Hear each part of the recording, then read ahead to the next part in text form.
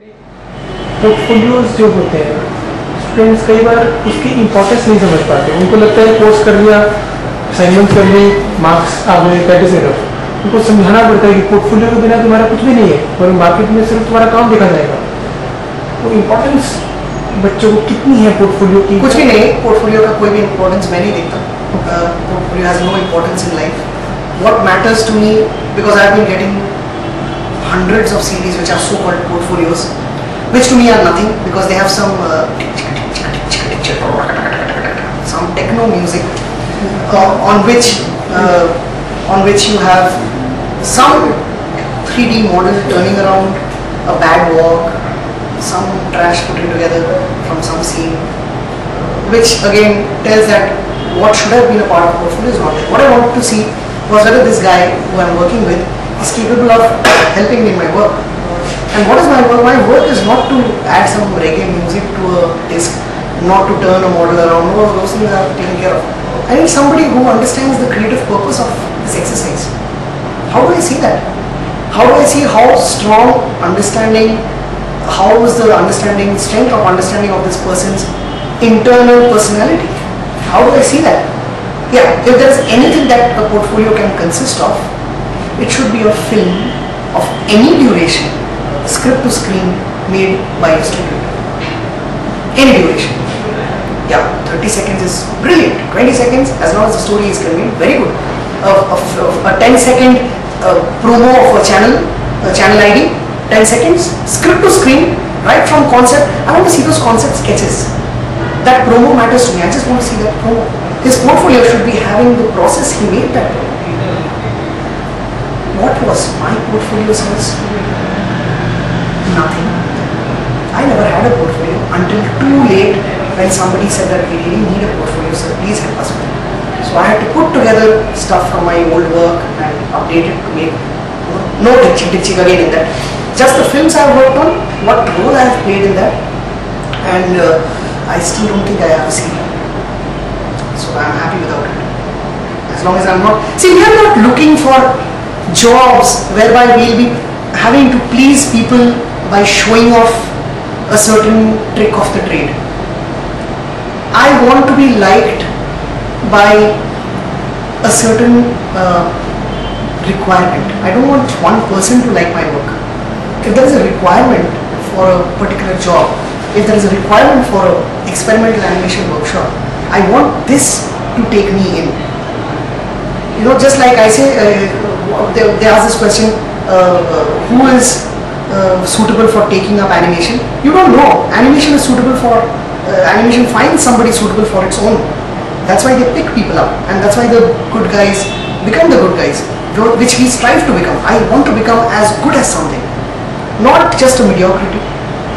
That is what I think a lot of students who are applying for these 2-hour courses, 3-hour courses need to ask yourselves, what are you looking for?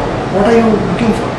आप कहीं पे खाना खाने जाते हो तो आप किसी के पास पानी पूरी खाने जाते हो तो आप किसी भी पानी पूरी वाला के पास नहीं जाते ना, किसी एक पानी पूरी वाला के पास जाते हो, और अगर किसी नए के पास गया और उसका पानी पूरी अच्छा लगा तो उसके अगले बार उसके पास ही जाते हो ना। क्यों? क्योंकि ही इज अ प्रोफेशनल पानी पूरी वाला, and we all expect professionals to work with us. कोई भी हो, professional हो, that's it. So build a professional out of you, not just कोई भी जो हर कुछ कर सकता है या कुछ भी नहीं कर सकता है. Build yourself up. Portfolios don't matter. All these portfolios, especially the way the so-called animation education industry, education has also become an industry. So the way they define a portfolio is nowhere near a necessity.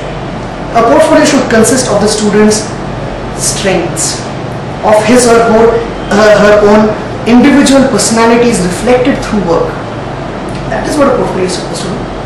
And I think it was also important that whoever is concerned about the so-called portfolios and things like that, they for a moment log on to a video channel online and see the portfolios that are made of with students from colleges like Sheridan, Vancouver Film School, of CalArts, of New York Film and Television Institute. I'm just naming a few. The Royal College of Art to begin with, even National Institute of Design. Just type NID animation students portfolio, won't find a single portfolio because they've made films and you want to see their films. Yes, You click on it and you see a film, and you know what he or she is made up of. But a place like CalArts, where they help a student come up with a portfolio, has a completely different meaning to it. What we do is we imitate a certain structure. If those people have used a background music, we use a background music. We forget the stuff that they are showing in that is made out of grit and passion. It's not made out of somebody who's looking for a job after 2 hours of work a day. No, it's not. It's something far, far different. It's far off. You know, a lot of people say that, I've heard people that there are people who have grooming classes in an animation institute. I think it's tomfoolery. Least said. What will you do? There are spoken English classes in institutes. What has that got to do? It's telling people like, okay, come, I've trained you in something which you will never need. And that's why you can go out and tell them that we have trained you in speaking English. You will never need that. If speaking English was so important, Miyazaki would have never made a film. Anime would have never reached the United States. Manga would have never got to Europe if speaking English was so important.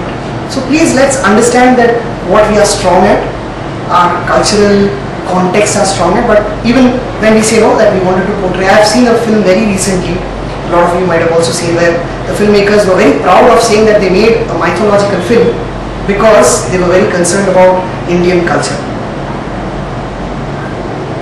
Those are lines which one has to say because it makes a lot of difference to the marketing policies.